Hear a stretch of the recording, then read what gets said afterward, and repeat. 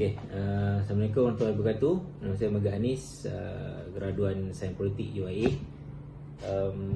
Hari ini saya akan membentang sebuah tajuk buku drama bertajuk Yang Menjelma dan Menghilang, karya Anwar Ridwan.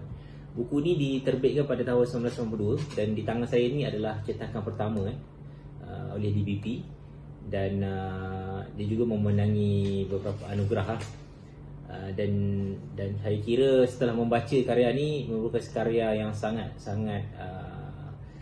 surreal, serial, siapa tahu sebut dengan betul serial, dan juga bab kata Anwar Ridwan sendiri merentasi ruang dan waktu dan merentasi orang kata naratif cerita yang linear dan saya terus pergi kepada sinopsis. Ikut kan susah kita nak mensinopsiskan sebuah buku ataupun sebuah cerita yang tidak linear, tetapi kita boleh lihat bagaimana drama yang ditulis oleh Anwar Ridwan ini menceritakan bahawa cerita itu ada terkandung 3 lapisan. Satu adalah ada 3 lapisan yang diterjemahkan dengan 3 lapisan pentas. Lapisan dunia, pentas 1, pentas 2 dan pentas 3, iaitu pentas kayangan. Pentas 1 pentas dunia, pentas 2 satu pentas ataupun satu ruang, satu dunia di antara 2 dunia, iaitu di antara pentas 1 dan pentas 3. Pentas 3 ialah pentas kayangan. Dan dia adalah menceritakan tentang seorang lelaki yang terhempas dari udara. Seorang lelaki, karakter lelaki ni tidak bernama, hanya lelaki satu saja. Dan walaupun keseluruhan cerita tu ada nama bagi watak-watak, tetapi sebenarnya watak utama ni adalah lelaki satu, tetapi lelaki satu ini tidak bernama. Dan lelaki satu ini dia terhempas dari kapal terbang yang meletup di udara, terhempas. Dan bermulalah episod yang menengah-tengahkan watak-watak lain seperti Sang Rajuna, Betara Guru, dan juga beberapa watak lain seperti kalau kita lihat di sini Sira Panji Narada, Ratu Jenggala, Gembala 1, Gembala 2 dan berbagai watak lain. Jadi dia adalah menceritakan tentang, bagi saya, satu kritikan sosial dan kritikan politik tentang bagaimana lelaki satu ini yang entahkan mimpi, entahkan bayangannya, entahkan satu trauma dia, bahawa watak-watak ini menceritakan tentang perjuangan politik, perjuangan politik di pentas 1 iaitu dunia, dan juga perjuangan politik di pentas 3 kayangan. Dan dia menunjukkan bagaimana konflik politik ini melatari dunia lelaki satu ini, yang mana pada akhirnya menunjukkan bahawa dia adalah seorang presiden di sebuah republik yang tidak diberitahu namanya.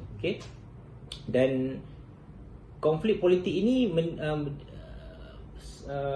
Anwar Ridwan menunjukkan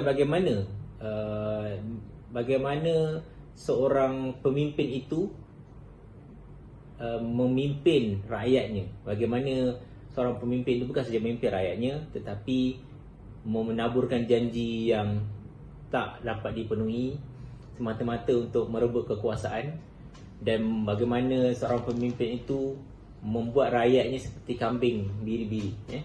Dan berbagai watak yang ditunjukkan dalam ni, seperti watak Gembala 1, Gembala 2, dan juga watak isteri dan juga suami yang cuba merawat lelaki satu ini tadi, yang akhirnya dia merupakan seorang presiden.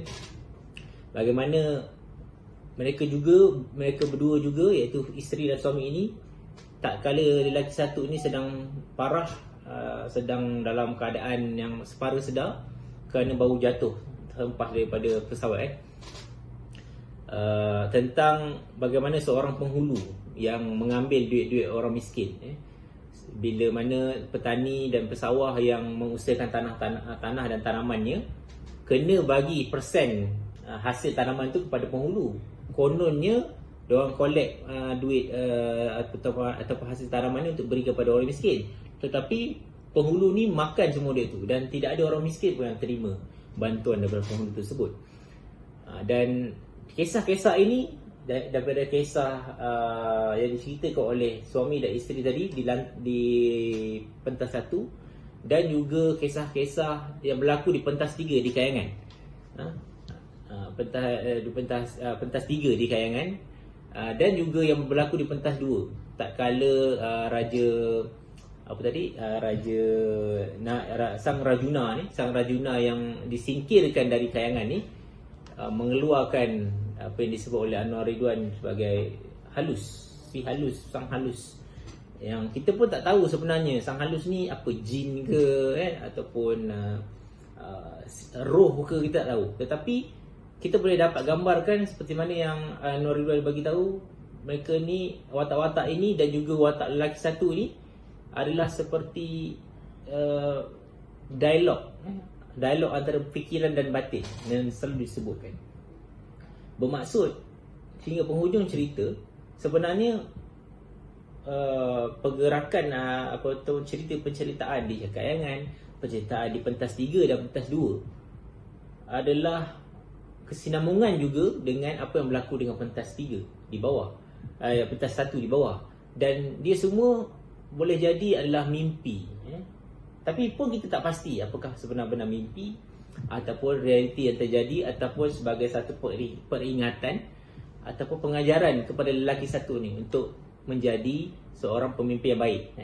Mungkin mimpi-mimpi itu sebuah pengajaran, sebuah peringatan kepada lelaki satu ni yang merupakan seorang presiden republik, supaya tidak memungkiri amanah dan janji dia, ataupun untuk tidak mengkhianati amanah yang diberikan oleh rakyat kepada dia. Jadi itu antara yang kita dapat lihat dari sini, sinopsis dan juga pengajaran dia lah. Dan yang kata-kata takhir saya, iaitu dalam penutup dia, saya boleh bacakan ada satu quote yang diletakkan di sini, yang saya rasa adalah tema yang utama juga, yang ditulis oleh Albert Camus, yang mengatakan bahawa seorang manusia yang tidak seorang manusia yang tidak mempunyai ideal dan juga kebanggaan itu, dia akan masuk politik. Bermaksud orang yang masuk politik ni adalah orang yang tidak ada ideal ataupun tidak ada harga diri, tidak ada kebanggaan, tak ada harga diri. Jadi itu Albert Camus bagi tahu. Tetapi di dalam buku ini ada satu dialog yang menunjukkan satu kenyataan yang sebaliknya, bahawa hanya orang yang ada ideal dan harga diri je yang akan masuk politik untuk membawa perubahan dan sebagainya. Jadi antara dua itu mungkin kita akan bawa diskusi dan dilema itu ke hadapan dalam membaca buku ini. Apakah benar yang masuk politik itu adalah orang yang ada idea dan kebanggaan, ataupun sebenarnya yang masuk politik ni orang tiada ideal dan juga harga diri. Itu saja, sekian daripada saya. Boleh baca buku ni, beli di DBP, ada website dia, nanti boleh tengok, dan juga boleh baca berulang kali. Saya rasa kalau ada orang yang akan mementaskan drama ni, sangat-sangat baik. Terima kasih.